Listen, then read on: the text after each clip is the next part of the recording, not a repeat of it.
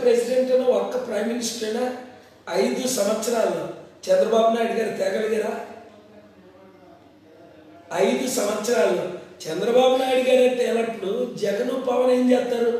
100 రెట్లు ఎక్కువ చంద్రబాబు నాయుడు. ఆయనే ఫెయిల్ అయిపోయాడు కంప్లీట్గా.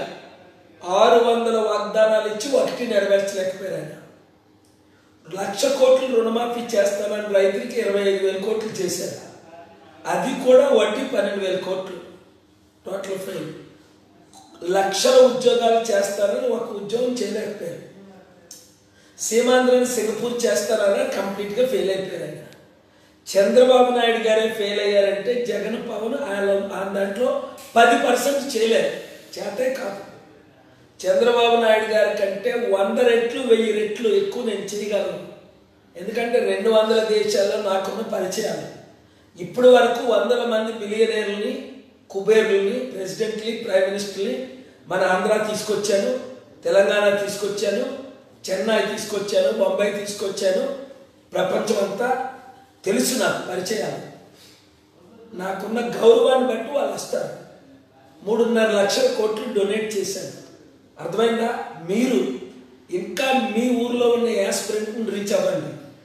తెలుగుదేశం పార్టీ, వైసీపీ, వైఎస్ఆర్సీపీ, పవన్ పార్టీలో గొడవలుగా ఉన్నవారు, టికెట్లు రానివారు అందరినీ ఏకం చేద్దాం.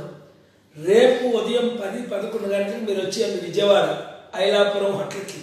మా కోర్ కమిటీ బిషప్ గోవింద్ శీలన్ని కలవండి. ఇంకెవరిని కలిసినా విలువ లేదు. ఆయన అండర్లోనే 20 మంది కోర్ కమిటీ మెంబర్స్ ఉన్నారు. గోవింద్ బిషప్ శీలన్ గారు తప్ప రూమ్ నెంబర్ 301 ఇంకెవరిని కలిసినా మీకు టికెట్లు ఇవ్వరు.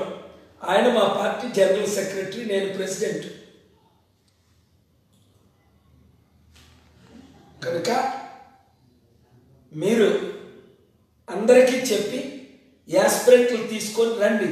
మన కోఆర్డినేటర్లు కూడా ఇంతవరకు 2,500 మంది అప్లై చేశారు ఎమ్మెల్యే ఎంపీ టికెట్లకి. మీకు ఇంటర్వ్యూ రాలేదంటే మీరు అందరూ వచ్చేయండి రెజ్యూమేలు పట్టుకొని. లేట్ చేయకండి. రేపే విజయవాడ వచ్చేయండి, ఎల్లుండి విజయవాడ వచ్చేయండి. నామినేషన్ ఫైల్ చేసి నేను నర్సాపురంలో నామినేషన్ ఫైల్ చేస్తున్నాను. 22 ఉదయం 10 గంటలకు.